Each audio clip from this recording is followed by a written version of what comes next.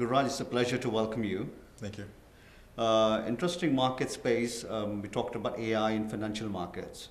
From your perspective, AI is going to correct the measures and then take it to the next stage. For somebody like me, I'm looking at it and say, okay, it's a good implementation, but is there a way to really eliminate the human risk from the financial markets? Right. And you know, the true answer, there is not a way to eliminate the human risk. You know, why? Because ultimately the algorithms that are being programmed are being done by humans. Yeah.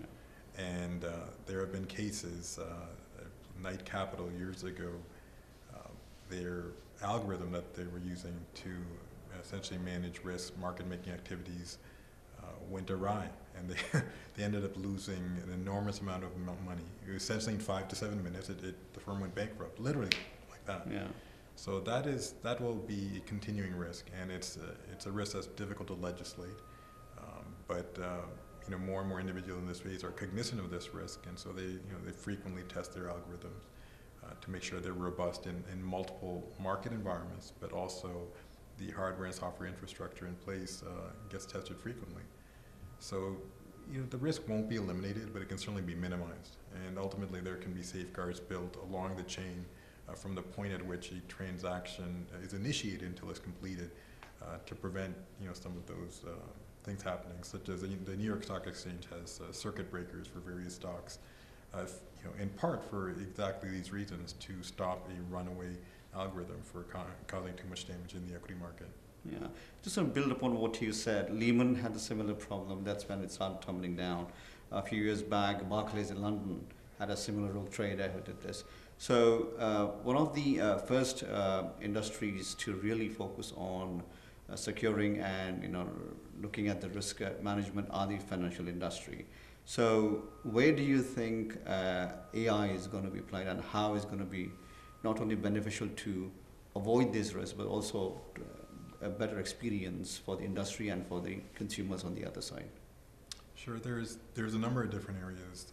Certainly the risk management area, like how does one manage risk both at the business level and at the investment level.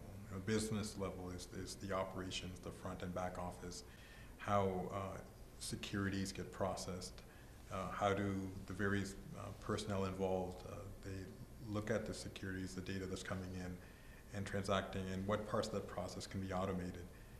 There are certain areas such as what's called credit default swaps, just understanding these, the language involved, and being able to process these and analyze them and come up with a price for these things. It used to be a very manually intensive process. Machine learning has been applied in that area to largely automate that process, and that type of thinking is being applied in a number of different areas. Then there's also the investment side, which is where the money is. Ultimately, firms, whether in the financial services space, hedge funds, institutional investors, pension funds, ultimately want a return on their capital.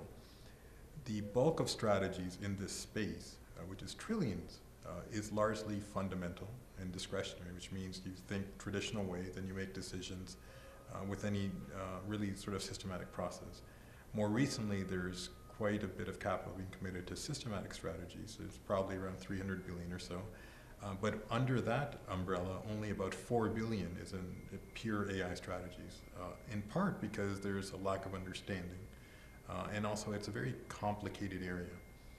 It's not too difficult to develop quantitative strategies, but it's very difficult to get a machine from end to end, to come up with a solution, because the way you and I think as humans is quite evolved compared to what a machine does. But that's an area which resources will continue to be committed, because firms want to stay competitive. They recognize that vast amounts of capital will continue to be committed in this space, and so they've decided in order to stay competitive, we need to dedicate the resources in this area to understand how it can benefit from an investment perspective and a risk perspective, and ultimately throughout the investment chain, whether it's the front office or back office. That's a good segue for my next question. Is AI as a technology is applicable to all kinds of industries, and everybody's trying to find how best to adapt to this. When it comes to your industry, which is financial services, you said that human element is more important for you because machines can do only so much. On the other side of the spectrum, people think human are always error prone, so machines are better capable of doing it. So I'm trying to see, how you see it differently. Right. Machines are certainly error prone to the degree of human input. I mean, machines by themselves are agnostic. Right? They don't really care what the input is. There's no bias involved from the machine's perspective. It is what it is. But as a human, when you're training models, for example, particularly in things like deep learning, which is a subset of machine learning under the broad umbrella of AI, if the input information is biased in any way, then the model will start to be biased, and therefore the output you get will be biased. And it can take a number of different forms. It can occur in the financial market space, in real life, with respect to, for example, credit card applications, things like that. So it's important when you're training these models that you be as unbiased as possible, and you have at least a broad, diverse data set as you possibly can. And that'll help the robustness of your algorithms and ultimately the machine learning and the AI parts of it. Right. Finally then, for the young workforce that is training to enter the market force, what is your advice? Because on one side you have very technocentric, technology-driven individuals. The other side is you have the completely functional element, which is the financial aspects. And then there are some people who will be in between the two. What is your advice for people who are entering the workforce? Right. I mean, particularly in this industry, the financial services industry, there aren't that many people who are quantitatively inclined, and because historically it's you go to undergraduate school and get your MBA, and from there you branch up into various areas.